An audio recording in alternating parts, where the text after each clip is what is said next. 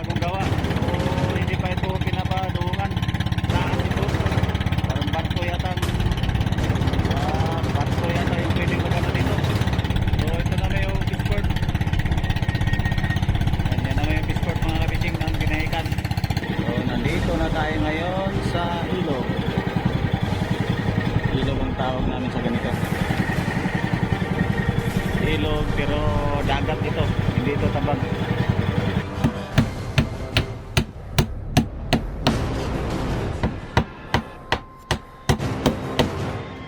Yan po yung sinama ni Ruben Delio, yung nawala mga kabising.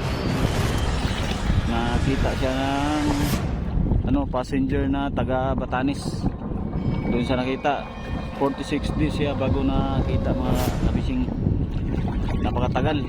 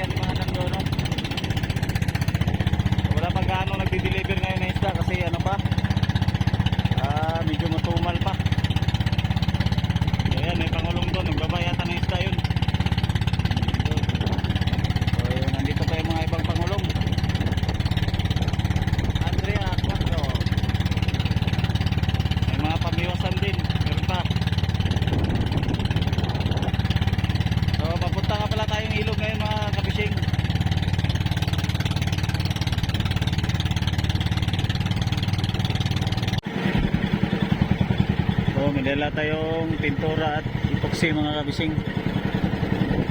So nandito na tayo ngayon sa ilog.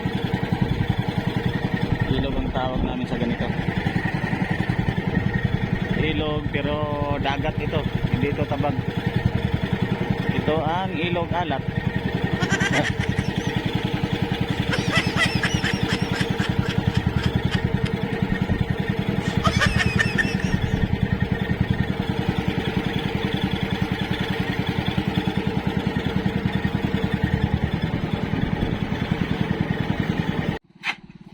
So ayan na mga kapishing.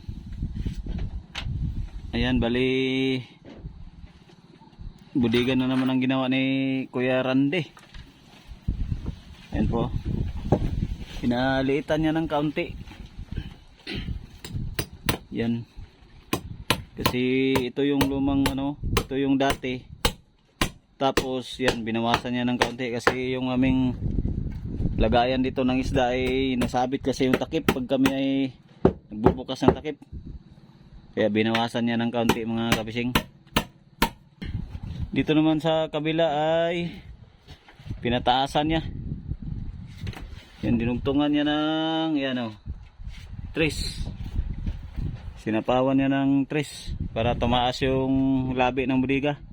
Kasi dati ay pag nag-alon ay talaga pasok yung tubig dito sa budiga, talagang lanas-lanas siya mga kabising, naapaw yung tubig.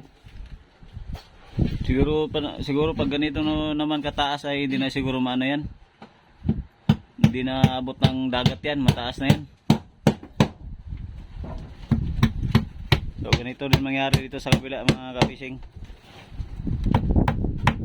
Dublihan din niya ng kahoy para tumaas siya.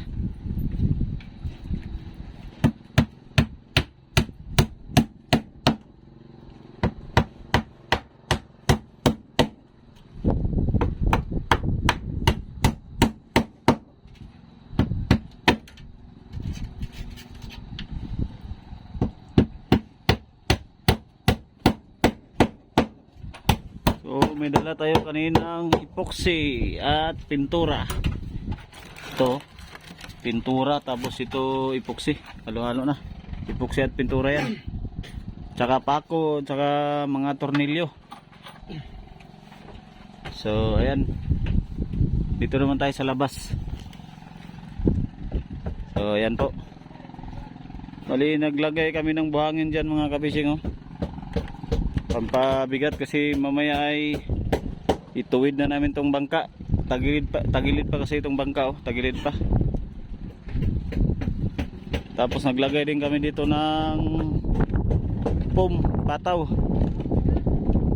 Punta tayo dito sa baba mga kabising. So ayan po, nandito na tayo sa baba. Bali, naglagay ako kanina ng yan, yung pataw, yung buya, yung foam. Yan, nilagyan ko ng foam yan para umangat. So ayan mga kabising, tagilid yung bangka. Pati sa kabila nilagyan ko rin. Ayan, nilagyan namin ng buya para magano siya, para lumutang yung hulihan. Kasi kailangan ipantayin na namin to para magawa na namin tong palatik sa unahan mga kabising. Ito yung palang nagawa namin, no? Yung dalawang palatik sa gitna. King Mark II.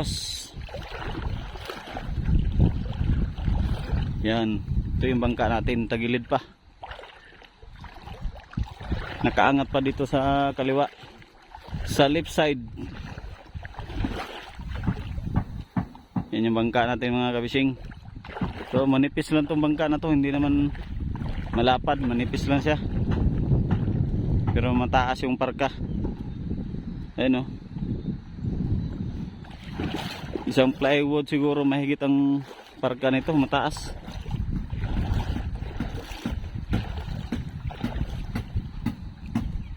So ayan, kailangan na lang pantayin na lang ito para masimulan na namin tong palatik sa unahan.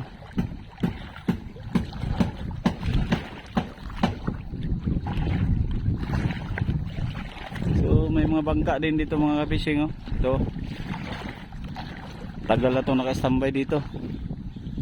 Yan, naka-standby na rin yan, yung malaking bangka na yan.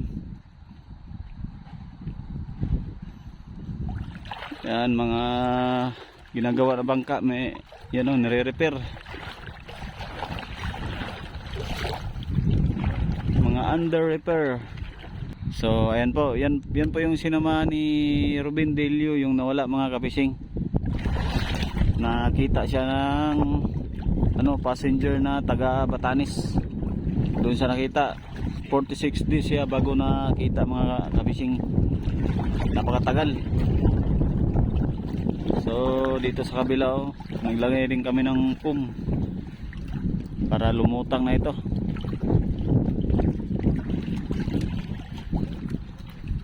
Yan, unti-unti nang nalaki ang tubig. Unti-unti nang nalaki ang dagat. Yan yung bangka na yan, nire-repair din mga kabising. Under repair. Ito yung ating ilisi.